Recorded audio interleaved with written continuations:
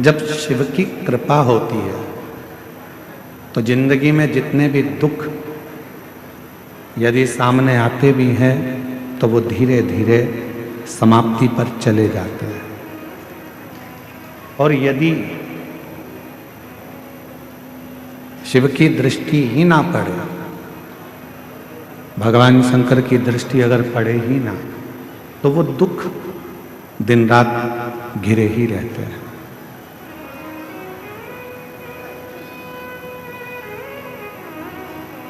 कल एक बहन जी मिलने के लिए आई थी, उन्होंने एक प्रश्न किया था, गुरुजी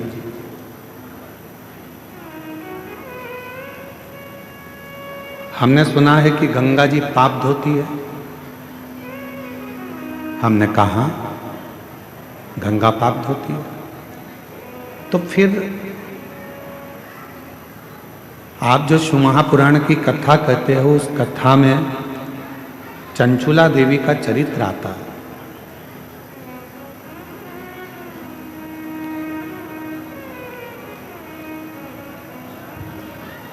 कि चंचुला देवी का पति प्रेत योनि में पड़ गया। चंचुला देवी काशी पहुंची, गंगा का स्नान किया, उसके प्राण छूटे। छूटने के बाद वो पार्वती जी की सहेली बन गई। आपने ये कथा श्रवण करा, आपने ये कथा सुनाई, पर एक मन में प्रश्न खड़ा हो गया। और वो मन का प्रश्न केवल एक इतना सा था कि गंगा जी यदि पाप धोती हैं तो फिर उस बिंदु का पाप क्यों नहीं धुला?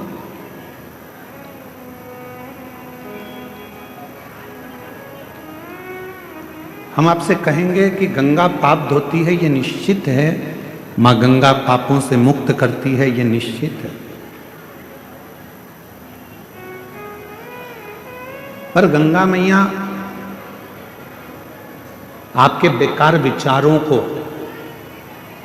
आपके भीतर के अवगुणों को धो नहीं सकती। मां गंगा आपके पापों को धो सकती है, पर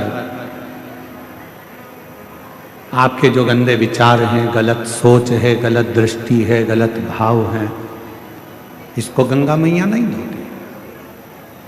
और यही विचार, यही भाव, यही दृष्टि हमको नरक की ओर लेकर जाती है।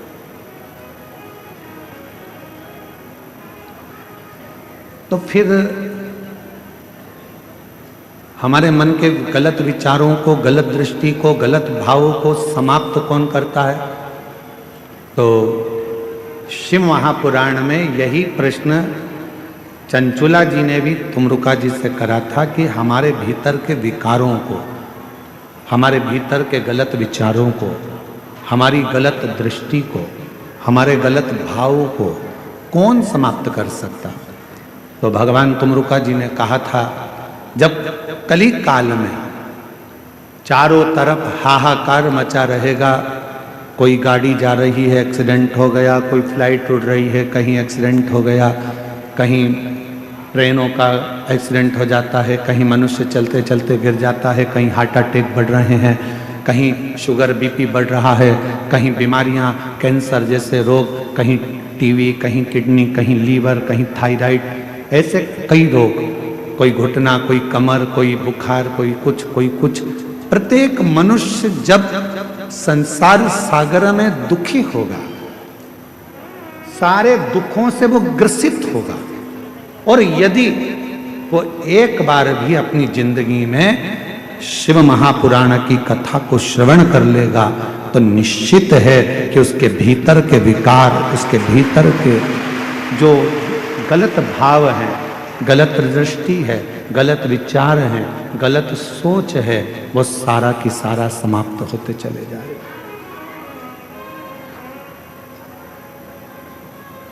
गलत विचार, गलत दृष्टि, गलत भाव अपने आप समाप्त हो गए।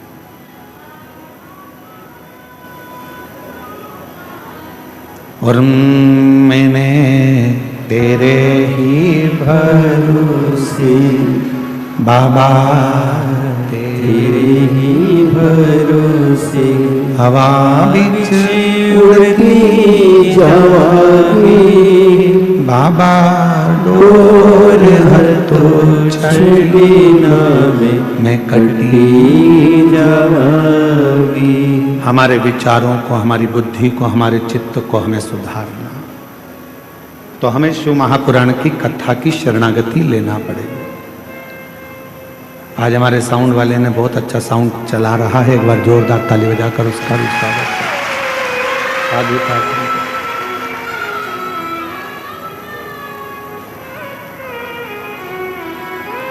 हमें शिव की शरणागति ग्रहण करना है।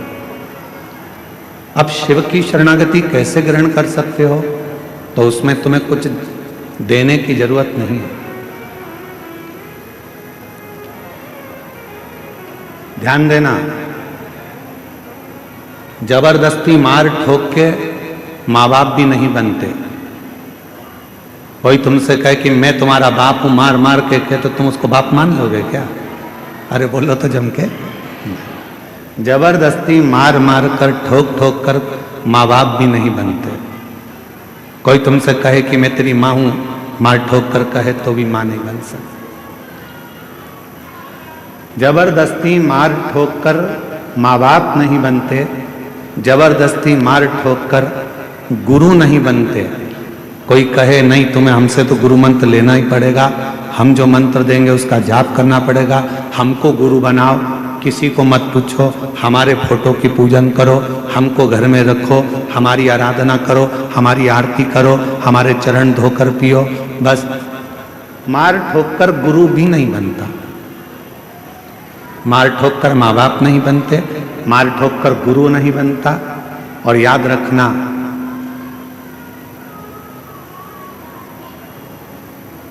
अपनी जिंदगी में कि मार ठोक कर कोई सत्संग में भी जाकर बैठ जाए, शिव महापुराण में जाकर बैठ जाए, तो उस पर सत्संग का असर भी नहीं होता।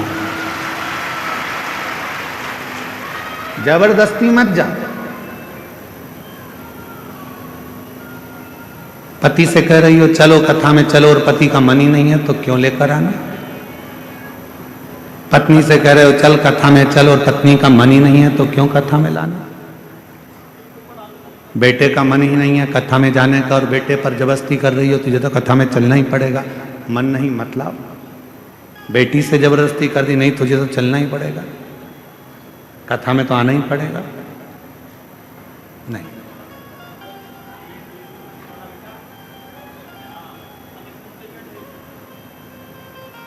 आप कथा सुनकर, आपके मन में शिव बसा हुआ है, आप कथा सुनकर जब यहां से जाओगे आपको आपका खुद का मन करे तो कथा में जाओ।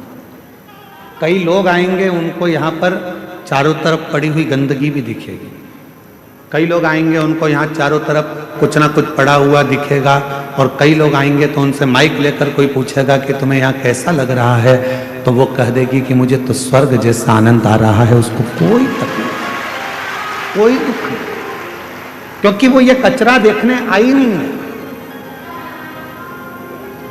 वो ये कचरा ढूंढने यहां नहीं आई, वो तो यहां महादेव को खोजने के लिए, मिट्टी में भी मेरे महादेव को खोज कर ले जाने के लिए।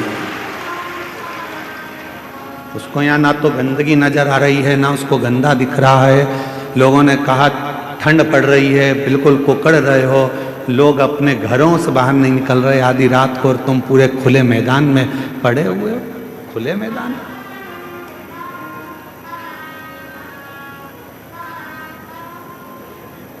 उसे शिव से मतलब, उसे शंकर से मतलब, उसे किसी और से मतलब है ही नहीं।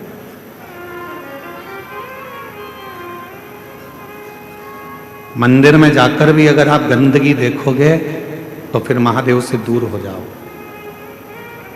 कहाँ गए थे? देवघर में बाबा के दर्शन करने गए थे। क्या हुआ? बहुत लंबी लाइन लगी है, सियोर वाला महाराज आया है कथा करने के लिए, 8 घंटे में दर्शन हो रहा है। 8 घंटे में दर्शन, सवेरे 4 बजे से लगी थी मंदिर में तो 10 बजे दर्शन हुए। अच्छा, सावन में हम दर्शन करने आते हैं, सावन में जल चढ़ाने आते हैं तो आधे घंटे में जल चढ़ जाता है, और यहाँ कथा में 8 घंटे में दर्शन हो रहा है। ऐसा हो क्या रहा है? कारण क्या है? उसका एक कारण है, सावन में जब हम जल चढ़ाने आते थे तो अर्घा में जल डालकर बाहर निकल जाते थे। कथा में बाबा तुम्हें अंदर तक बुलाकर दर्शन करा रहा है, इसलिए 8 घंटे लग रहा है, इसलिए 8 घंटे लग रहा है।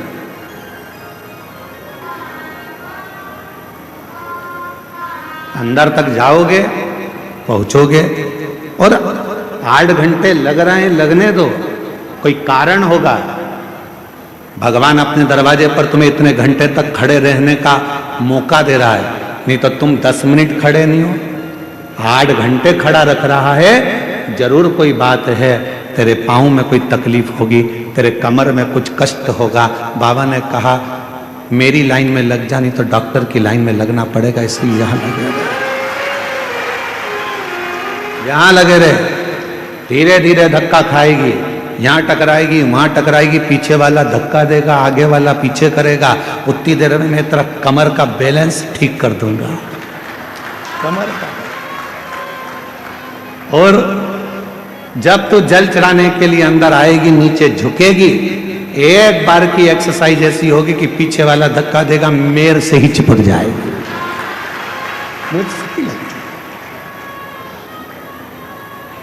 हल्दी चढ़ना थी महादेव पे, चढ़ेगी तुझ पर। दूध चढ़ना था महादेव पर, चढ़ेगा तुझ पर। जल चढ़ेगा महादेव पर, चढ़ेगा तुझ पर। पूरा आशीर्वाद देकर भेजूंगा, दूधो नहाओ पूतो फलो। और बाबा वैद्यनाथ जी कह रहे हैं घर पर जाकर तू दूध में नहीं नहाएगी, चाय बना कर पी जाएगी, इसलिए यहीं से दूध में मिलाकर भेज रहा हूं। बाहर निकली पूरी साड़ी में, इधर कंकु, इधर चावल, इधर हल्दी, इधर मोली, साड़ी गीली, और ऐसी सिर पे पल्लू लेके ठंड में कहापति बाहर निकली। अब लोगों ने पूछा क्यों? तू तो दर्शन करने तो गई थी, पर मालूम क्या था कि वो भोला जब बाहर निकालता है तो अपने रंग में रंगा कर निकाल देता है। कहीं हाथ में रंग चिपक गया, कहीं कपड़े में रंग चिपक गया। बचा कुचा था तो दीवार से जाके टिक गई, तो पीछे से और चिपक गई। ले, बाबा ने अपने रंग में तुझे रंग कर, अपने रंग में रंग कर भेजा है कि जब तू जाएगी ऐसी ही अखंड सौभाग्यवती होकर रंग में रंगी रहेगी। ये मेरा वर है, वो शिव है। हम उसमें भेद ढूंढ रहे हैं। हम ढूंढ रहे हैं कि कथा के पंडाल में कचरा कहां पड़ा है। हम ढूंढ रहे हैं कि कथा के पंडाल में किसको अव्यवस्था हो रही है। हम ढूंढ रहे हैं कि मंदिर में जाले कितने लग रहे हैं। हम ढूंढ रहे हैं कि मंदिर में गंदगी कितनी हो रही है। तुम वो ढूंढने में रह गए और मेरा बाबा तुमसे छूट गया। तुम वो ढूंढने में रह गए और 7 दिन की कथा तुमसे छूट गई। कोई आया था दिल से कथा सुनने, उसने कुछ नहीं देखा, उसने तो अपनी पन्नी बिछाई, कचरा पड़ा था अपनी जगह, वो बैठ गया। कथा सुनी, वहीं की मिट्टी, लोग कह रहे कचरा पड़ा है, गंदगी हो रही है। उसने कहा गंदा तो मैंने देखा ही नहीं, क्योंकि मेरी दृष्टि में जो पीला चश्मा लगाता है उसे पीला दिखता है, काला लगाता है उसे काला दिखता है, नीला लगाता है उसे नीला दिखता है, लाल लगाता है उसे लाल दिखता है, और जिसके नेत्र पर शिव पुराण का चश्मा चढ़ा होता है उसे केवल शिव ही दिखता है, दूसरा दिखता ही नहीं। ये तो चश्मे की बात है ना भाई।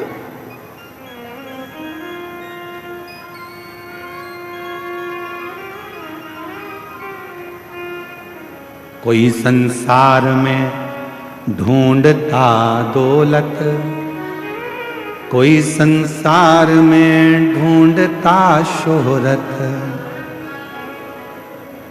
कोई संसार में आकर दौलत ढूंढ रहा है, कोई संसार में आकर शोहरत ढूंढ रहा है, पर कोई शिव का भक्त ऐसा होता है, कोई संसार में आकर ढूंढता दौलत, कोई संसार में आकर ढूंढता शोहरत।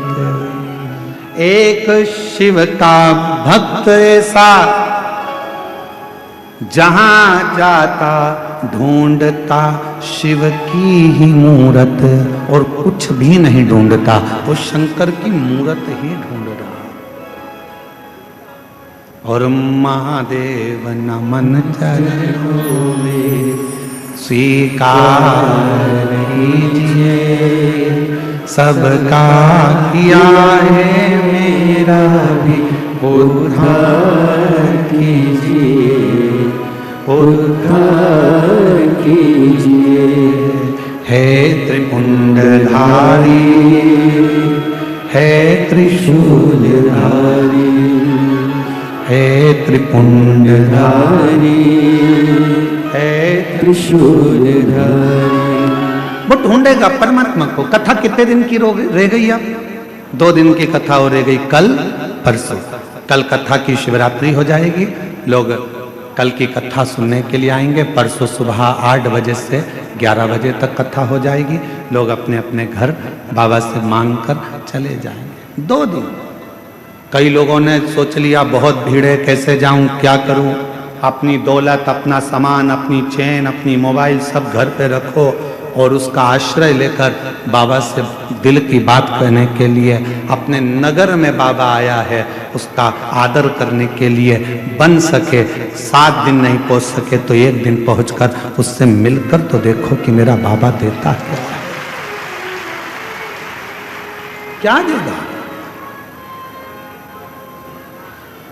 कल तो कथा का समय यही 1 बजे से 4 बजे तक रहेगा। परसों सुबह 8 से 11 कथा पंडाल में कथा हो जाएगी। टीवी पर 1 से 4 दिखेगी।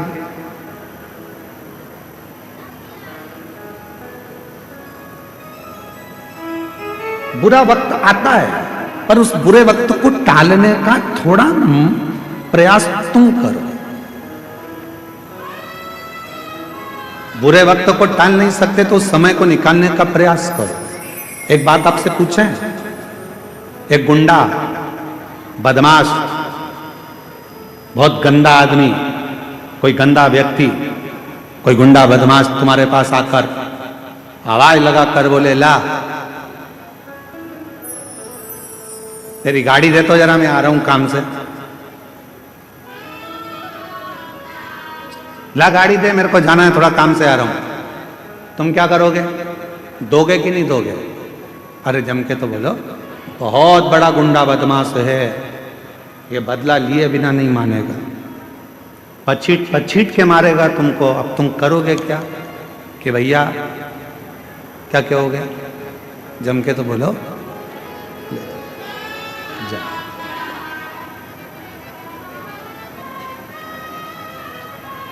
बहुत बड़ा गुंडा बदमाश, बहुत बेकार व्यक्ति तुम्हारे पास आकर तुम्हें धमकाकर जम के ले जा, जरा गाड़ी दे, मेरे को आना है, काम से जा रहा हूं, ला दे गाड़ी जरा। ओ पहले तो उसको देख के तुम्हारे हाथ पैर फूल गए, राम जी कहां से आ गया गाड़ी। अब गंदा व्यक्ति आया है, बुरा व्यक्ति आया है, बदमाश व्यक्ति आया है, गुंडा आया है और तुमसे गाड़ी मांग रहा है और तुम गाड़ी नहीं देना चाहते, नहीं दोगे तो वो तुम्हारी हालत खराब कर दे। तो फिर क्या करना चाहिए? क्या करें कि ये इससे पीछा भी छूट जाए, गाड़ी भी ना दी जाए और ये मारे भी नहीं और हमको परेशान भी ना करे? तो उसके लिए क्या करोगे? तो उसके लिए सबसे समझदारी का एक काम करो, भैया मैं चाबी लाता हूं, देता हूं, अंदर जाओ, चाबी ढूंढने में लग जाओ। ना जाने क्यों मैंने तुझसे चाबी रखने का कहता, चाबी कहां रखी है? कि झूले पे टंगी है? कि झूले पे तो है ही नहीं, कि कील पे टंगी है? कील पे भी नहीं है। चाबी ढूंढने में लग जाओ, 15-20 मिनट चाबी ढूंढते रहो। वो पूछे क्या हुआ? बस चाबी ढूंढ रहा हूं, मिल नहीं रही। अरे 20 मिनट हो गए, मेरे को तो अर्जेंट काम था, चल तू चाबी ढूंढ के रख, मैं जा रहा हूं। और वो चला गया, फिर नहीं आया। अर्थात उस बुरे व्यक्ति से बचने के लिए तुमने अपना समय चाबी ढूंढने में लगा दिया तो वो बुरा व्यक्ति चला गया। उसी तरह जैसे बुरा व्यक्ति आया और तुम चाबी ढूंढने में समय निकाल दिए आधा घंटा, तो वो अपने दरवाजे से चला जाता है। उसी तरह जब बुरा वक्त आता है और तुम शंकर के जल चढ़ाने में समय निकाल देते हो तो वो बुरा वक्त भी निकल जाता है।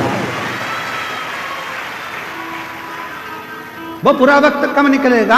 जब आप शिव की शरणागति में पहुंचे। वो बुरा वक्त कब निकलेगा? जब आप भगवान शंकर की शरणागति में पहुंचे। वो बुरा वक्त कब निकलेगा? आप कहते हो मंदिर में गए बैद्यनाथ जी के, बाबा देवघर में हम गए, 8 घंटे तक लाइन में खड़े रहे, 4 घंटे तक लाइन में खड़े रहे। बाबा, कोई बुरा वक्त था जो तुम्हारे ऊपर मंडरा रहा था, वो बुरा वक्त तुझे बर्बाद कर देता। इसलिए भगवान ने सोचा कहीं बाहर भेजूंगा तो ना जाने इसके साथ क्या होगा। इसको मेरे इस मंदिर के प्रांगण में लाइन में लगा के रखो, इसका ये बुरा वक्त निकल जाएगा, तब ये मेरा अपना आनंद पा जाएगा। वो बुरे वक्त को काट रहा है। और आप किसको दोष दे रहे हो? आप दोष दे रहे हो मंदिर के पंडा जी ने ऐसा कर दिया, लाइन लगा दी, यहाँ की व्यवस्था ऐसी हो गई, वहां की व्यवस्था ऐसी हो गई। ना पंडा बुरा, ना तुम बुरे, ना व्यवस्था बुरी। ये तो भगवान देवादिदेव महादेव की मर्जी है कि किसको कितने घंटे तक मंदिर में खड़ा रखना है और कितने घंटे तक पूजन कराना। यहां किसी की नहीं चलती, देव घर में किसी की नहीं चलती। तुम्हारे घर में तुम्हारी चलते, तुम्हारे घर में तो तुम्हारी चलेगी, पर तुम्हारे घर में पड़ोसी की चलती है क्या? जम के बोलो जल्दी से। फूफा जी की, जीजा जी की, मासा जी की, किसी की चलती है तुम्हारे घर में? नहीं। घर में चलती किसकी है? घर में जो माँ बाप होते हैं उन्हीं की चलती है। उसी तरह देव घर में बाबा बैद्यनाथ और माता सती की चलती है, किसी की नहीं चलती। किसी की नहीं चलती। वो जो कहेगा वो होगा, जो वो करेगा वो होगा। तुम्हारे सोचे से कुछ नहीं होता, उसकी चलना चाहिए।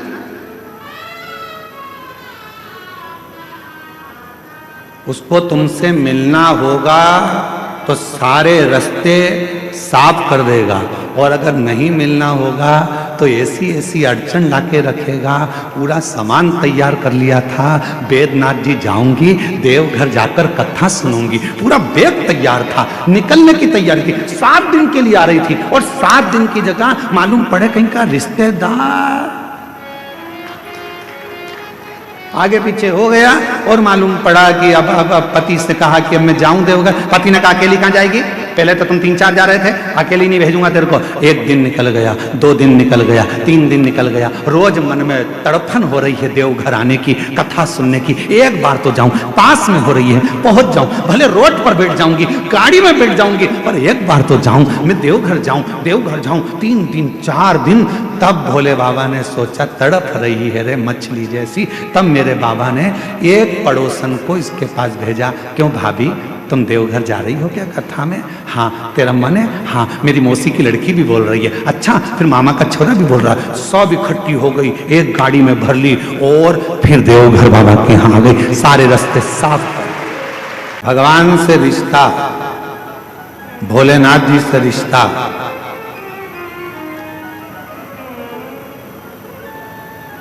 बंदर के बच्चे जैसा मत बना। भगवान से रिश्ता बिल्ली के बच्चे जैसा बना। बंदर का बच्चा किस किस ने देखा है? हाथ उठाओ जरा। देखा है सबने? रख लो हाथ में। बिल्ली का बच्चा किस किस ने देखा है? सबने देखा है, रख लो। बंदर का बच्चा कैसा होता है? अपने मां को पकड़ के रखता है। बोलो सही है कि गलत है? बंदर का बच्चा अपनी मां को पकड़ के रखता है, और मालूम पड़े बंदर का बच्चा मां को पकड़ा है, और एकदम कभी कभी ऐसा भी होता है कि मां बहुत तेज उछलती है तो बच्चा नीचे गिर जाता। आप बंदर के बच्चे जैसे मत बनना कि परमात्मा को पकड़ कर रखो। हो सकता है कभी कभी आप परमात्मा को छोड़ दो। बिल्ली के बच्चे जैसा बनो। बिल्ली का बच्चा अपनी मां को नहीं पकड़ता, बल्कि बिल्ली अपने बच्चे को पकड़कर मुंह में भरकर लेकर जाती है। बिल्ली के बच्चे जैसा बनना। भगवान हमको पकड़ कर रखे, हम भगवान को नहीं। हो सकता है कि हमारा हाथ छूट जाए, पर परमात्मा का हाथ कभी नहीं छूटता। हो सकता है हमारा हाथ छूट जाएगा, परमात्मा का हाथ नहीं छूता।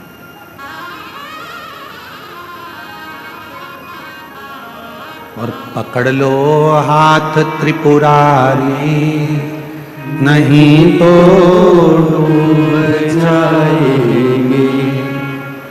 पकड़ लो हाथ त्रिपुरारी, नहीं तो डूब जाएंगे।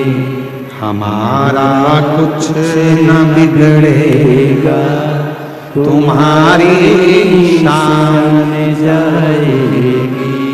हमारा कुछ न बिगड़ेगा, तुम्हारी शान जाएगी। पकड़ लो हाथ त्रिपुरारी, नहीं तो डूब जाएगी। वो पकड़े अपने हाथ, हम उससे ना पकड़े, वो हमको पकड़े।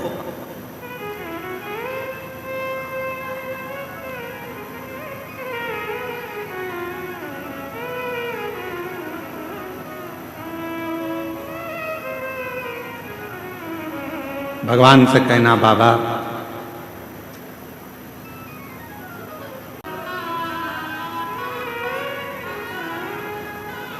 किसी ने पूछा, गुरुजी आप पाप को रोक सकते हो?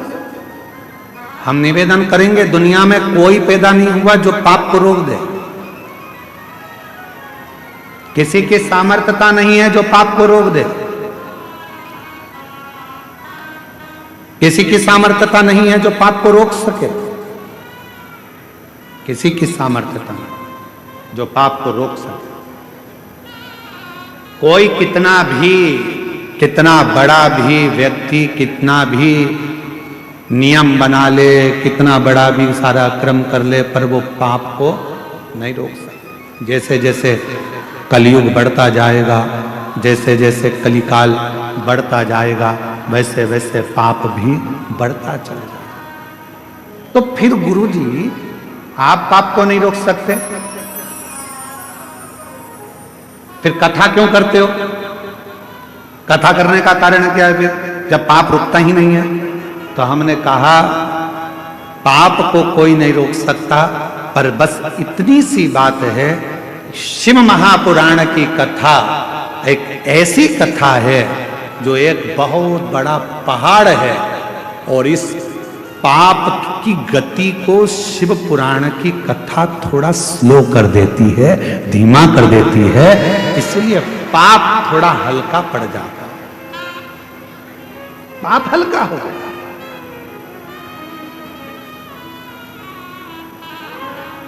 जिस क्षेत्र में, जिस कॉलोनी में, जिस मोहल्ले में, जिस सोसाइटी में, जिस गांव में, जिस नगर में, जिस शहर में,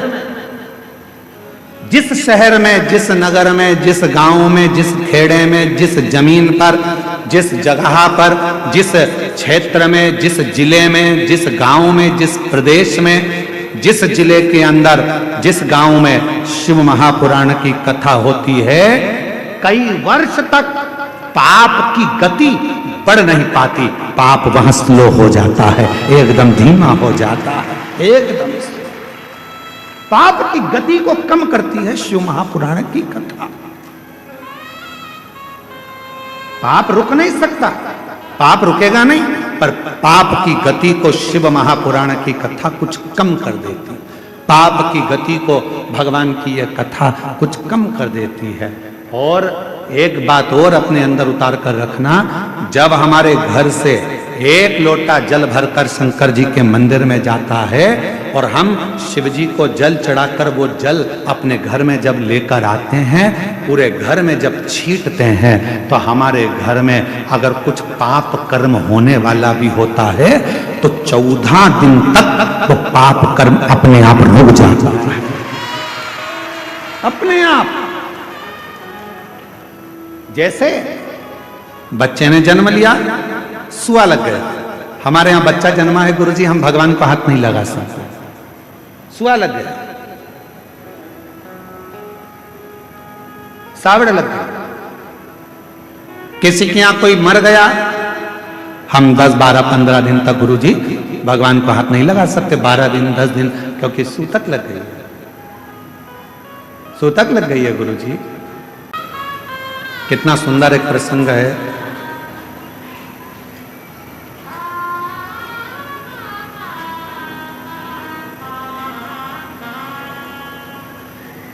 तारकासुर, जिसके हृदय में शिव बसे हैं, भगवान शंकर, और वो तारकासुर देवताओं को परेशान करता है। उसने वर मांगा था ब्रह्मा जी से, उसने वर मांगा था देवताओं से कि अगर मेरे प्राण छूटे तो ये वर दीजिए ब्रह्मदेव, मरूं तो भगवान शंकर के पुत्र के द्वारा, भगवान शंकर के बेटे के द्वारा मरूं, पुत्र के द्वारा। अगर मेरा प्राण जाए भी, अगर मेरे प्राण छूटे भी, तो मैं शिव जी के बेटे के द्वारा मरूं, क्योंकि तारकासुर शंकर भगवान से बहुत प्रीत रख रहा। तारकासुर भगवान शंकर से बहुत प्रेम रखता था, बहुत। 33 कोटि देवता में, 33 कोटि देवता में केवल एक देव अधिदेव महादेव ऐसे हैं जो जिनकी पूजन नाग भी करते हैं, जिनकी पूजन गंधर्व भी करते हैं, जिनकी पूजन अप्सरा भी करती है, जिनकी पूजन किन्नर भी करते हैं, जिनकी पूजन देवता भी करते हैं, जिनकी पूजन पशु भी करते हैं, जिनकी पूजन पक्षी भी करते हैं, जिनकी पूजन मनुष्य भी करते हैं, और जिनकी पूजन जल, अग्नि, आकाश, पताल, सारी दुनिया में केवल 33 कोटि देवता में केवल एक देव अधिदेव महादेव हैं जिनकी पूजन सब करते हैं। सब पक्षी भी पूजन करते हैं, पशु भी पूजन करते हैं, देवता भी पूजन करते हैं, गंधर्व भी पूजन करते हैं, अप्सराएं भी पूजन करती है, नाग भी पूजन करते हैं, किन्नर भी पूजन करते हैं। शिव का पूजन, शिव की आराधना। शंकर भगवान का कोई दुश्मन नहीं है, एक भी। शिव का कोई द्रोही नहीं। पर आजकल हमने देखा है कि भगवान शंकर का तो कोई दुश्मन नहीं है, पर शंकर के जो भक्त होते हैं ना, इनके बहुत सारे दुश्मन इकट्ठे हो जाते हैं।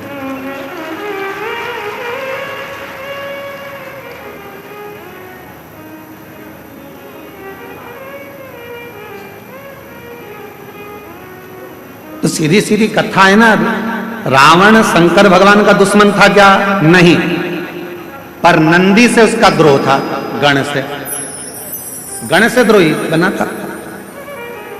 भस्मासुर शिव का द्रोही था क्या? नहीं, पर वो नंदी से, भृंगी से, श्रृंगी से उसकी दुश्मनी थी। चलो, अभी तक हमने एक भी उपाय ऐसा नहीं बताया तुमको बदला लेने का। आज हम तुमको बदला लेने का उपाय बताते हैं कि बदला कैसे लेता है। ठीक है? अगर कोई तुम्हारा बुरा करे, कोई तुम्हें अपशब्द कहे, कोई तुम्हें गाली दे, ताना दे, आड़ा टेढ़ा काम करे और तुम्हें उससे बदला लेना है, तो कैसे लोगे? कैसे बदला लोगे? आज हम तुमको, अभी तक हमने ये उपाय नहीं बताया था, आज बता देते हैं कि किसी व्यक्ति से अगर बदला लेना है तो कैसे लेना है। तो एक काम करना, उस व्यक्ति से अगर बदला लेना है तो एक लोटा जल भरना, शंकर के मंदिर में जाना और दिल से कह देना मैंने उसको माफ कर दिया। दिल से कह देना मैंने उसको माफ कर दिया। उसने मुझे गाली दी, उसने मुझे अपशब्द कहा, उसने मुझे ताना दिया, उसने मुझे आड़ा टेढ़ा बोला, उसने मेरे ऊपर हाथ उठाया, उसने मेरे लिए गाली बकी, उसने मेरे ऊपर जो करा करा, उसने मेरा बुरा चाहा, पर शंकर के मंदिर में एक लोटा जल चढ़ाकर कहना, जिसने मेरे साथ बुरा करा बाबा मैंने उसको माफ कर दिया, पर मेरे बाबा जल इसलिए चढ़ा रही हूं, एक समय ऐसा लाकर खड़ा करना, मुझे इतनी उन्नति की सीढ़ी पर चढ़ा देना, जिसने मुझे गाली दी है एक दिन वो मुझसे मिलने के लिए तरसे, वो समय लाकर रखना, वो समय लाकर रखना बाबा। मैंने उसको माफ कर दिया, मैंने अपने मन से निकाल दिया, मैंने उसको मन से हटा दिया कि कोई ने मुझे गाली दी थी, कोई ने मुझे अपशब्द कहा था।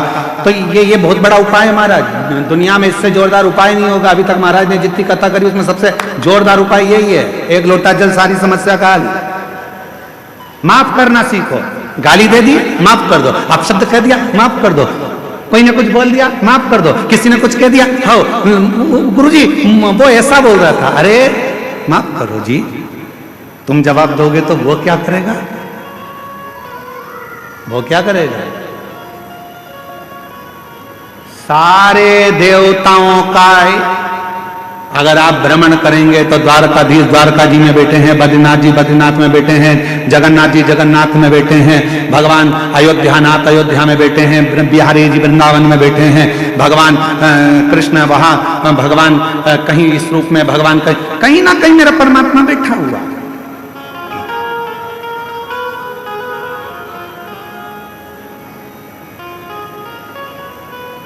भगवान को बिठाने के लिए मंदिर की जरूरत होती है, पर महादेव को बिठाने के लिए मंदिर नहीं, दिल की जरूरत होती है। वो जहां दिल पड़ता है वहां बिठा लो। जहां एक पत्र अच्छा है,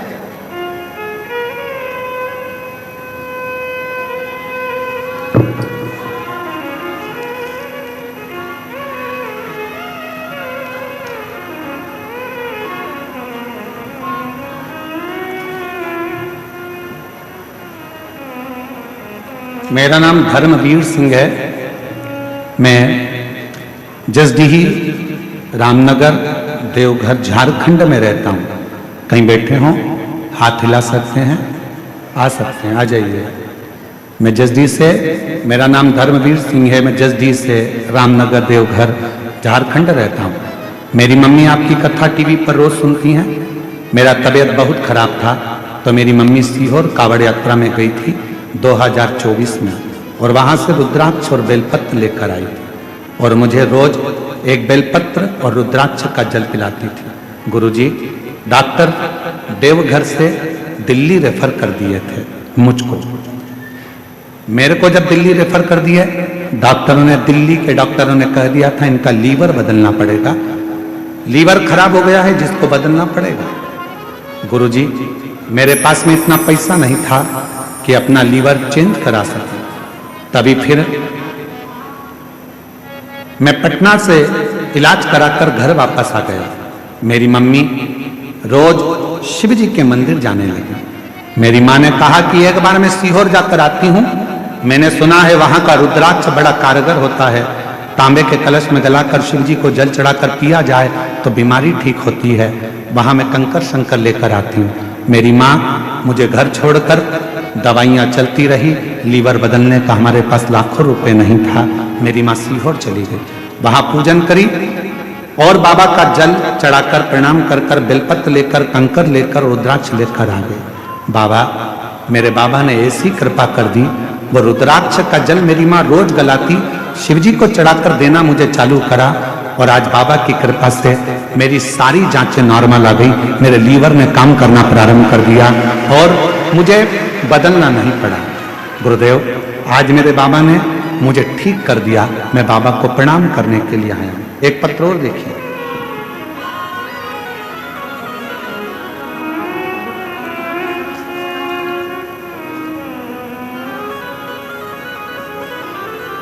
सोनी भगत, पति का नाम राकेश भगत, बरमसिया देवघर झारखंड की निवासी हैं। कहीं बैठी हों तो हाथ हिला सकती हैं। बरमसिया देवघर झारखंड से हैं, दिख रहा है? हाँ जी, आ जाइए, बेलपत्र ले जाइए, आ जाओ। हम बरमसिया देवघर झारखंड के निवासी हैं। सोनी भगत, पति का नाम राकेश भगत। 2022 जनवरी में मुझे पता चला कि मेरे गर्भाशय में एक गांठ है। तब मेरे देवघर AIMMS के डॉक्टर से मिली। डॉक्टर ने कहा कि ऑपरेशन करना पड़ेगा। दूसरे दिन ही कथा टीवी पर सुनकर हम मंदिर जाना प्रारंभ कर दिए। बाबा को जल चढ़ाने लगे। तभी वहां पर जल चढ़ाने के लिए जब मंदिर में गई तो वहां बैठकर खूब रोई कि मेरे गर्भाशय में गठान हो गई, और डॉक्टर बोल रहा है इसकी जांच के लिए भेजा जाएगा। पता चलेगा कि गठान कैसी है। इतना शिव जी के पास रो रही थी।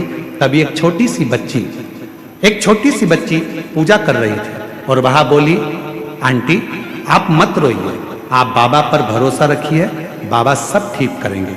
तभी मुझे लगा कि मेरे बाबा ही मेरे समक्ष आकर मुझे चुप करा रहे हैं और मेरी आंसू पोंछ रहे हैं। मैं रोज मंदिर जाती, पूरी आशा से बाबा को एक लोटा जल चढ़ाती और वहीं पर बैठकर एक बेलपत्र बाबा कुंदकेश्वर का नाम लेकर खाती। मैं आपकी कथा 2021 से सुन रही हूँ, उसमें आपके द्वारा बताया गया गठान गलाने का उपाय किया। बाबा की कृपा से मेरा रिपोर्ट कुछ दिन बाद और सब नॉर्मल आ गया। अब मेरी गठान पूरी गल चुकी है। बाबा की कृपा से मैं पूर्ण तरह से स्वस्थ हो चुकी हूँ। ये शिव है, ये शंकर। किसी से बदला मत लो, किसी से नहीं। आपको बदला लेना की आदत भी है तो बदला लेना छोड़ दो। हम आपसे एक बात पूछते हैं, उत्तर देना आप बहुत अच्छे से। पति के साथ आप जा रही हो और किसी ने तुमको अपशब्द कह दिया तो तुम्हारा जवाब तुम दोगी कि पति देगा? जम के बोलो। उत्तर देगा पति। पकड़ेगा गिरवान, मारेगा 2-4। मेरी पत्नी को तूने अपशब्द कैसे कहा? एक बेटा बेटी छोटा अपने माँ बाप के साथ जा रहा है और बच्चे को अगर किसी ने कुछ कह दिया, बेटी को कुछ कह दिया, तो जवाब बेटी और बच्चा देगा कि माँ बाप देंगे?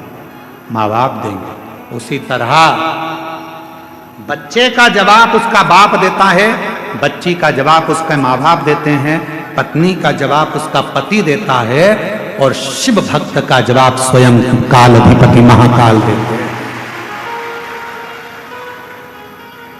जवाब वो दे, आपको जवाब नहीं देना।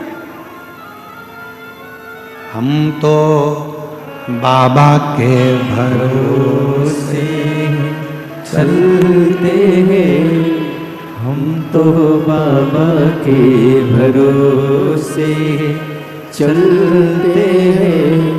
ये दुनिया वाले जलते हैं, ये दुनिया वाले जलते हैं। हम तो बाबा के भरोसे चलते हैं, डमरू वाले के भरोसे चलते हैं। जवाब आपको नहीं देना है। पत्नी का जवाब पति देगा, बच्चों का जवाब उसके माँ बाप देंगे और भक्त का जवाब स्वयं महादेव। बाबा ने हमको चलना सिखाया, बाबा ने हमको चलना सिखाया। सब भक्तों से मिलना सिखाया, सब भक्तों से। यही बालक है जिसको तकलीफ हो गया था, दिल्ली तक लेकर गए, लीवर बदलने का कह दिया था, पर बाबा की कृपा से अब पूर्ण तरह से ठीक हो गया और लीवर बदलने की जरूरत नहीं पड़ी। एक बार जोरदार ताली बजाकर साधु। से मिलना सिखाया, हम तो सीना तान के चलते हैं, हम तो सीना ताने के चलते हैं। डमरू वाले के भरोसे चलते हैं, देवघर वाले के भरोसे चलते हैं। सीहोर वाले के भरोसे चलते हैं, सीहोर वाले वाले के भरोसे चलते हैं। बदला नहीं लेना हमें। बदला लेने की भावना को छोड़ दो, माफ करना सीखो, स्वयं को ठीक करो, स्वयं को बदल लो और इतनी मेहनत करो, बाबा के भरोसे चलकर इतना परिश्रम करो जिसने तुम्हें अपशब्द कहा है, एक दिन तुमसे मिलने के लिए तरसे वो समय लाकर खड़ा कर, समय लाकर खड़ा कर।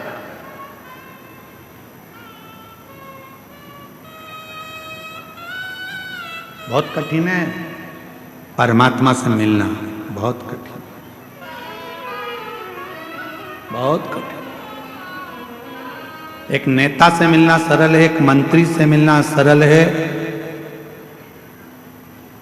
दुनिया का कोई बड़ा अधिकारी, पद अधिकारी कोई भी हो, उससे मिलना सरल है, फिल्म स्टार से मिलना सरल है, सेलिब्रिटियों से मिलना सरल है, और दुनिया का सबसे कठिन काम है मेरे बाबा से, देव अधिदेव महादेव से मिलना। ये दुनिया का सबसे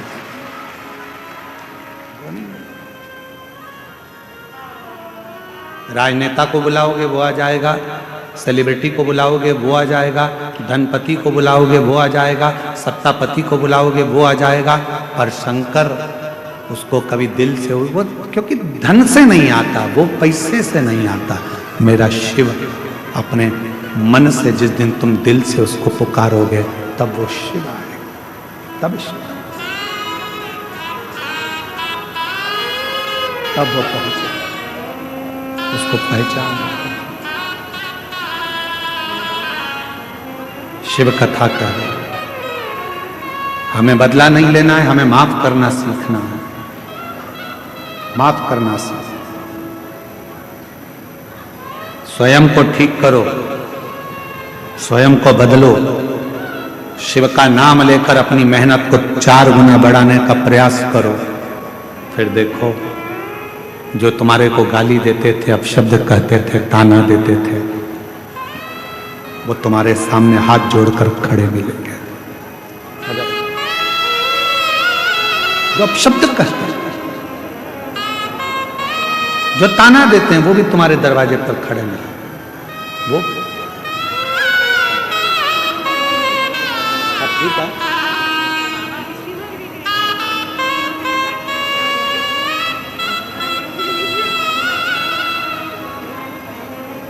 पेट में गांठ हो गई थी और डॉक्टर ऑपरेशन का कह दिए थे, जांच का बोल दिए थे, वो गठान का, पर बाबा पे भरोसा करा, गांठ गल गई और पूरी रिपोर्ट नॉर्मल आ गई। ये शिव की कृपा, ये शिव। और ऐसे दयालु नाथ से रिश्ता बनाए, ऐसे दयालु नाथ से रिश्ता बनाए, मिलता रहेगा आपको जो कुछ भी चाहिए, मिलता रहेगा आपको जो कुछ भी चाहिए। ऐसा करिश्मा होगा जो हुआ कभी नहीं। बोलो बोलो बोलो, ऐसा करिश्मा होगा जो हुआ कभी नहीं। मांगा है भोलेनाथ से वरदान एक ही, तेरी कृपा बनी रहे जब तक है जिंदगी, तेरी दया बनी रहे जब तक है जिंदगी। मांगा है भोलेनाथ से वरदान एक ही। हम उससे जब वर मांगते हैं वो क्या नहीं दे सकता। दुनिया का ऐसा कोई काम बता दो जो शिव ना करे। कल एक कथा सुनी थी अपने शारदा की। शारदा की कथा में आया था कि शारदा का पति जिस दिन शादी हुई उसी दिन बाहर गया, सर्प ने डस लिया। दिन में शादी हुई, शाम को सर्प ने डसा और शारदा सुबह दोपहर में शादी हुई और रात में शारदा शाम को सांप डसने के बाद शारदा विधवा हो गई। विधव्य। इतनी विचित्र कथा होगी। यह स्कंद पुराण की कथा है। हमने कहा था वो कथा को हम लाइव दिखा, उसको स्कंद पुराण में उसको अक्षरों को लाइव दिखाएंगे। आप लोग एलईडी पर पढ़िएगा। लाइए स्कंद पुराण, स्कंद पुराण।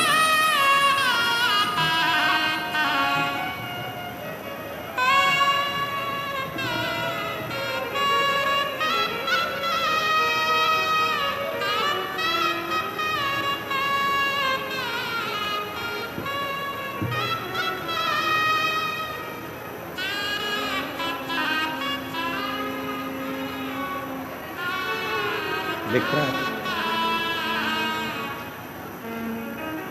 स्कंद पुराण पृष्ठ संख्या 537 एलईडी पर आप लोग पढ़ेंगे। सूत जी कहते हैं अनर्त देश में वेदरथ नामक एक ब्राह्मण थे। उनका जन्म उत्तम कुल में हुआ था। वे एक स्त्री पुत्र संबंध से विद्वान थे। ब्राह्मण के एक कन्या हुई जिसका नाम शारदा रखा था। पत्र में आप लोग देखेंगे जिसका नाम शारदा रखा गया था। वह रूप और शुभ में सुशोभित कन्या 12 वर्ष की हुई तब उसे एक ब्राह्मण के साथ में विवाह कर दिया गया। अब नीचे की लाइन देखिए। दोपहर में विवाह करके पद्मनाभ जी ससुराल में सायंकाल होने पर संध्या उपासना करने के लिए एक सरोवर के तट पर गए। वहां विधि पूर्वक संध्या उपासना कर कर जब वो लौटने लगे तब अंधकार पूर्ण मार्ग में एक सांप ने उन्हें काट लिया। उससे उनकी मृत्यु हो गई। विवाह करने के पश्चात सहसा उनकी मृत्यु होने पर भाई बंधु सब रोने लगे और विधवा शारदा पिता के घर में वापिस आ गई। तभी एक दिन पिता के घर में जब शारदा आ गई तो एक निध्यम नाम के मुनि, अंधे मुनि, अपने शिष्य का हाथ पकड़े शारदा के घर पर आ गए। मुनि वहां पहुंचे तब परिवार के लोग थे नहीं। तब शारदा ने उनकी सेवा करी। भक्ति भाव से मुनि के पैर धुलवाए और सुखपूर्वक आसन बिठाया। तब तो हुए मुनि ने आदर पूर्वक, अंधे मुनि ने कुछ जान नहीं पाया और आशीर्वाद दे दिया, हे भद्रे, तुम पति के साथ विहार करके सर्वगुण संपन्न श्रेष्ठ पुत्र को जन्म दो। संसार में तुम्हारी बड़ी भारी कीर्ति होगी। अंध मुनि के द्वारा कहे हुए इस वचन को सुनकर शारदा बहुत विस्मित हो गई। हाथ जोड़कर बोली, नाथ, कैसा आशीर्वाद दे दिया।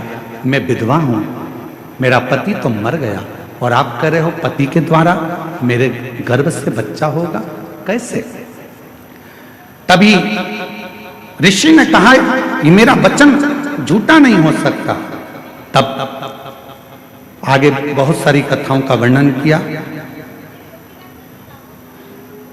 मुनि ने कहा, तुम शिव आराधना करो, शंकर की आराधना से फल जरूर मिलेगा। यह देखकर एक दिन मां जगत जननी जगदम्बा प्रसन्न होकर आ गई। मुनि ने कहा, मां, ये शारदा नाम की कन्या विधवा हो गई है। मैंने अंधा होने के कारण इसको वर दे दिया है कि तुम्हारे पति के द्वारा तुम्हें पुत्र होगा। अब इसका पति तो मर चुका है क्योंकि ये विधवा है, कहां से होगा? तब मां ने कहा, शिव का भक्त कोई वचन दे देता है तो पूरा शिव को करना पड़ता है। इसकी पत्नी स्वप्न में अपने पति को देखेगी। इसमें लिखा, पत्नी स्वप्न में पति को देखेगी और स्वप्न में देखे हुए पूर्व पति को देखना, तब समझ लेना कि तुम्हारा गर्भ ठहर गया। और इस प्रकार कुछ दिन बीतने पर शारदा ने स्वप्न में पति का स्वरूप देख लिया और पार्वती के वरदान से स्वप्न में ही उसका गर्भ ठहर गया। ये शारदा का चरित्र स्कंद पुराण के अंतर्गत इतना सुंदर शारदा का चरित्र कहा गया। लोग पूछते हैं कि ये शिव महापुराण की कथा में ऐसा क्या होता है कि 50 साल की स्त्री को भी बच्चा हो जाता है, 30 साल 40 साल की स्त्री को बच्चा हो जाता है। कहा जिसको डॉक्टर ने मना कर दिया, जिसका रजो धर्म ही नहीं आ रहा, जिसको कैंसर जैसा रोग हो गया, किसी ने कहा किसी का लीवर खराब हो गया, किसी ने कहा किसी की किडनी खराब हो गई, किसी ने कहा किसी के शरीर में ऐसा हो गया और वो ठीक हो गया। उसका कारण क्या है? क्योंकि ये शिव पुराण की कथा सियोर वाला महाराज नहीं कहता, शिव महापुराण की कथा स्वयं देवाधिदेव महादेव कहते हैं। इसलिए यह वचन सिद्ध हो जाता है। लोग कहते हैं बेलपत्री पर शहद लगाकर क्या नौकरी लग सकती है? बेलपत्री पर शहद लगाकर क्या फल प्राप्त हो सकता है? क्या ऐसा सफेद आंकड़े की जड़ में? ये सब शंकर भगवान का अगर आपने विश्वास रखकर कर लिया, शिव उसका वर तुम्हें देते जरूर हैं। विश्वास होगा तो मेरा महादेव, शारदा का तो पति मर गया था, वेदव्य हो गई थी, और विधव्य होने के बाद भगवान देवाधिदेव महादेव ने कृपा करी। मुनि ने कहा मेरी आंख नहीं थी, मैंने वर दे दिया, पर मैं शंकर का भक्त हूं, और शंकर का भक्त अगर कोई बात बोलता है तो उसका वर पूरा होना चाहिए, शिव को पूरा करना चाहिए। शंकर के भक्त ने कहा है, शिव भक्त ने यह बात कही है, तो वचन शंकर को निभाना पड़ेगा। तो शंकर जी ने पार्वती को भेजकर कह दिया, ए शारदा, तू स्वप्न में अपने पति को देखेगी और स्वप्न में पति के साथ रहेगी तो तेरा गर्भ ठहर जाएगा। और वही हुआ, वही गर्भस्थ। उसके पुत्र का नाम था शारदेय, जिसने कई शंकर भगवान की अविरल रचनाओं को रचा। कई रचा। और ऐसे दयालु नाथ से रिश्ता क्यों भटकते हो? क्यों लोगों के कहने में आते हो? शिव के मंदिर मत जाओ, एक लोटा जल मत चढ़ाओ, बेलपत्री मत खाओ, शंकर पर शहद लगाकर बेलपत्र मत चढ़ाओ। सियोर वाले महाराज ने ये गलत बता दिया, शिवोर वाले महाराज ने वो गलत बता दिया। आप भरोसा करो तो शिव पुराण सुनो, आपका विश्वास हो तो शंकर के मंदिर जाओ। अब तो तुम भी खुद पढ़ सकते हो स्कंद पुराण में, आप खुद पढ़ सकते हो शिव पुराण में कि शंकर कैसी लीला करते हैं। देवता का काम है भाग्य लिखना, विधाता का काम है भाग्य लिखना, पर भाग्य को बदलने का काम तो केवल देवाधिदेव महादेव का। भाग्य बदल सकता है तो मेरा शंकर बदल सकते हैं, भाग्य बदल सकते हैं तो मेरे देवाधिदेव महादेव बदल सकते हैं। दुनिया में कोई नहीं बदल सकता, कोई नहीं।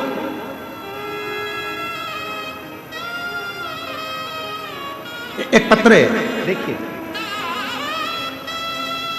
पत्र देखिए।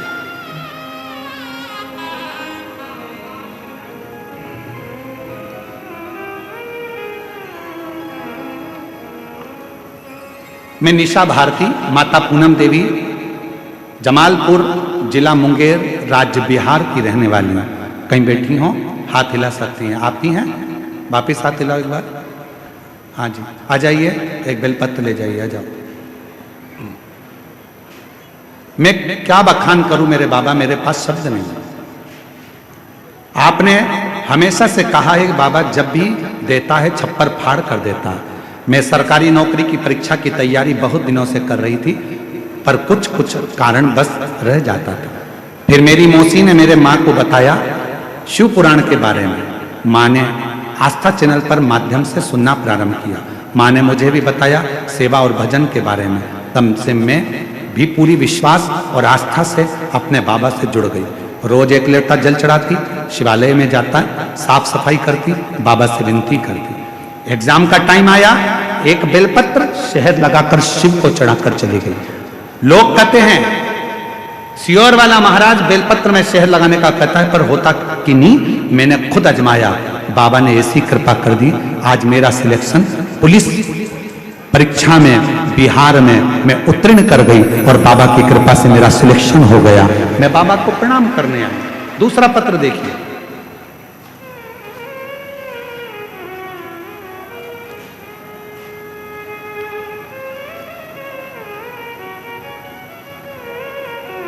मैं आयुष कश्यप पीयूष, पिता पुरुषोत्तम झा, देवघर नगर, वार्ड नंबर 14 का निवासी हूं, देवघर से। कहीं बैठे हो जहां जी, हाथ हिला सकते हैं आप लोग अगर कहीं बैठे हो। आयुष कश्यप पीयूष, पिता पुरुषोत्तम झा, देवघर से हूं, देवघर नगर, वार्ड नंबर 14 का निवासी हूं। कहीं बैठे हो आप ही हैं? आ जाइए, बेलपत्र ले जाइए, आ जाइए। गुरुदेव, कथा का मैं क्या वर्णन करूं? 2020 से कथा सुन रही हूं, सभी दिशा निर्देशों का नियम से पालन करती हूं, व्रत उपास करती हूं। गुरुदेव,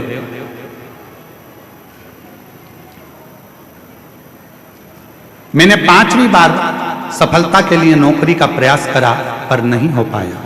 गुरुदेव, 2025 में नौकरी के बाबा की कृपा से सफलता की ओर बढ़ गई और ऐसी कृपा मेरे बाबा ने कर दी कि आज शिव की कृपा से, भगवान शंकर की कृपा से, मेरी बाबा की करुणा से सरकारी नौकरी लग गई। मैं बाबा को प्रणाम करने के लिए यहाँ आई। एक पत्र और देखिए,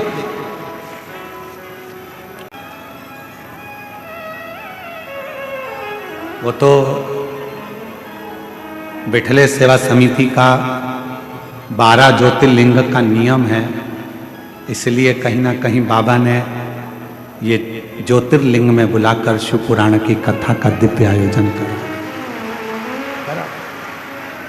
नहीं तो झारखंड, बंगाल, बिहार हमेशा इंतजार में रहता था कि कहीं ना कहीं शिव की कथा हमारे पास में हो जाए, बाबा जल्दी आ जाए, बाबा जल्दी। शिव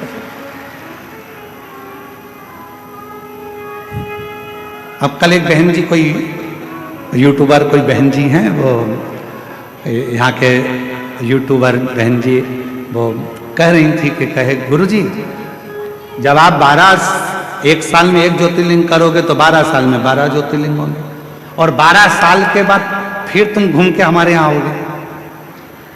12 साल के बाद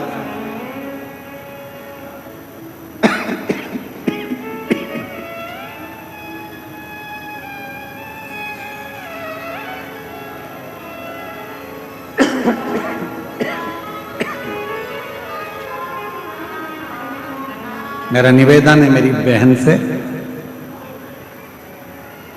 ये 12 ज्योतिर्लिंग में कथा, मतलब 12 ज्योतिर्लिंग में बाबा को निमंत्रण। बाबा सबका कल्याण करो, सबका भला करो, सर्वे भवन्तु सुखिनः। बाबा, हम तो आपको निमंत्रण देने के लिए आए हैं।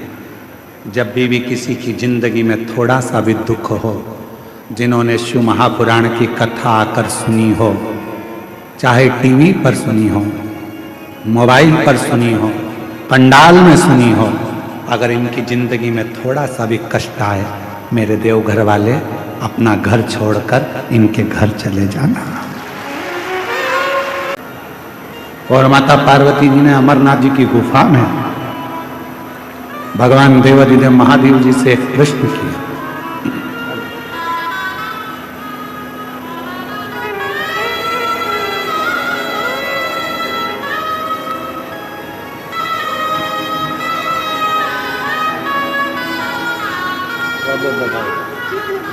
बाबा आप ही का लगा? नहीं, मेरी बहन की लगी। बना ये उसको दे देंगे, ठीक है? शिव की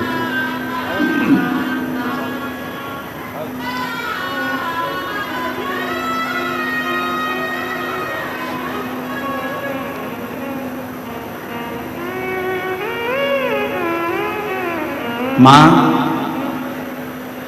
जगत जननी माता पार्वती जी ने अमरनाथ की गुफा में भगवान शिव जी से एक प्रश्न किया और वो प्रश्न आपके और हमारे जीवन को सार्थक करने वाला, वो प्रश्न आपके और हमारी जिंदगी को आनंदित करने वाला। शंभु, वो प्रश्न है, माँ जगत जननी जगदम्बा अम्बा माता पार्वती जी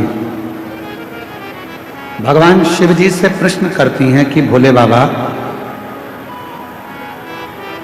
मैंने सुना है कि आप संसार के लोगों को नवनिधि देते हैं, आप संसार के लोगों को नवनिधि प्रदान करते हैं, इसलिए हनुमान जी महाराज भगवान शिव का एक अंश स्वरूप है। पवन तनय संकट हरन मंगल मूरति राम लखन सीता सहित हृदय हनुमान जी महाराज भगवान शंकर का एक स्वरूप है और हनुमान जी की स्तुति में आप और हम हमेशा गाते हैं। अष्ट सिद्धि नवनिधि के दाता असबर दीन जानकी माता राम रसायन तुमरे पास सदा रघुपति के दासा। इसमें एक लाइन अष्ट सिद्धि नव निधि के बाबा नौ निधि आप सबको देते नौ रूप देते हो, धन देते हो, वैभव देते हो, पुत्र देते हो, संतान का सुख देते हो। ये सारी नवनिधि आप संसार के लोगों को देते हो। शिवजी से पार्वती जी ने अमरनाथ की गुफा में अमर कथा के समय पर पूछा, इससे हटकर भी कोई और निधि है क्या? क्या इससे हटकर कोई निधि है? और आपको आज हम बताएं इस पवित्र शिव महापुराण की कथा में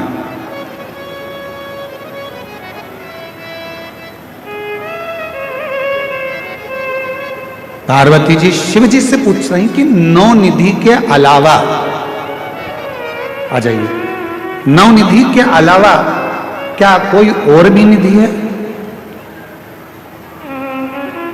क्या और कोई भी निधि विराजती है या और कोई भी निधि है?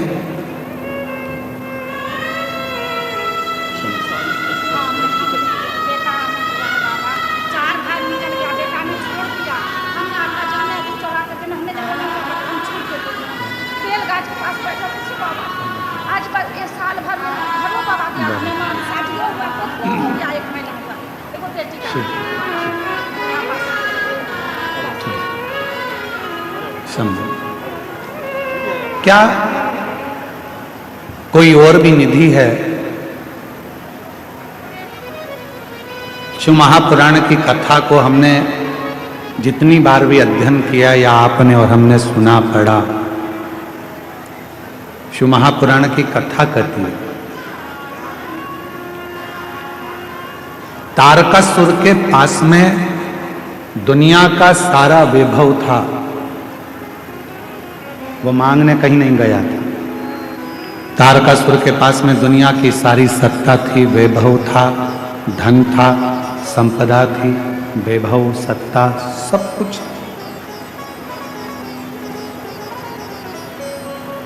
जो पार्वती जी ने शिव जी से पूछा क्या नौ निधि के अलावा भी कोई निधि है क्या? भगवान देवाधिदेव महादेव के मुख से निकल गया, पार्वती एक निधि और है, शायद दुनिया के लोगों को वो नहीं मालूम।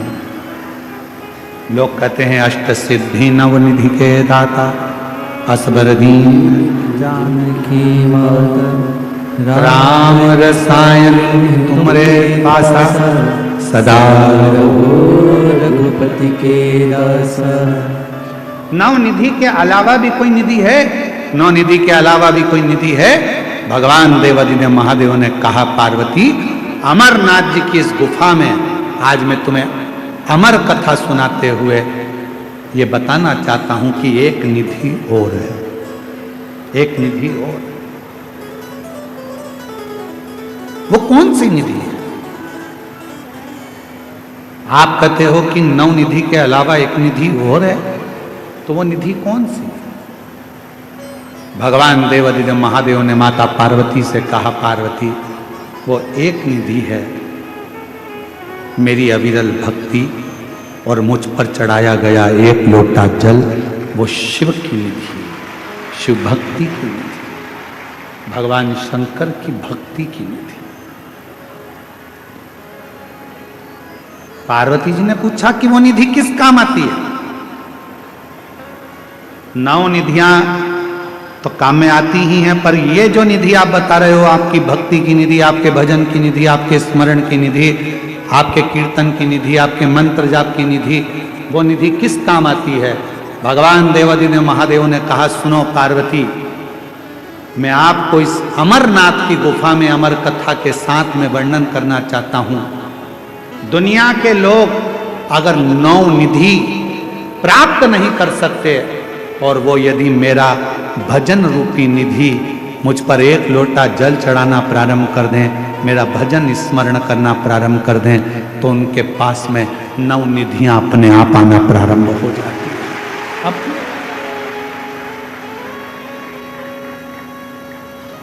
अपने आप वो निधियां आ जाएंगी।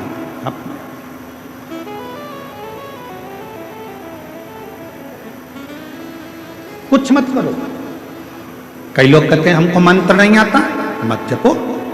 कोई कहता है हमें तप नहीं आता, मत करो। कोई कहता है हमको साधना नहीं आती, मत करो। कोई कहता है हम उपास नहीं कर सकते क्योंकि हमको शुगर है, मत करो। कोई कहे हम व्रत नहीं कर सकते, हमको शुगर है, बीपी है, मत करो। कौन कहता है कि करो? कुछ नहीं कर सकते, मत करो। ना हम जप कर सकते हैं, ना तप कर सकते हैं, ना साधना कर सकते हैं, ना उपास कर सकते हैं, ना हम कुछ कर सकते हैं। तो केवल एक काम करो,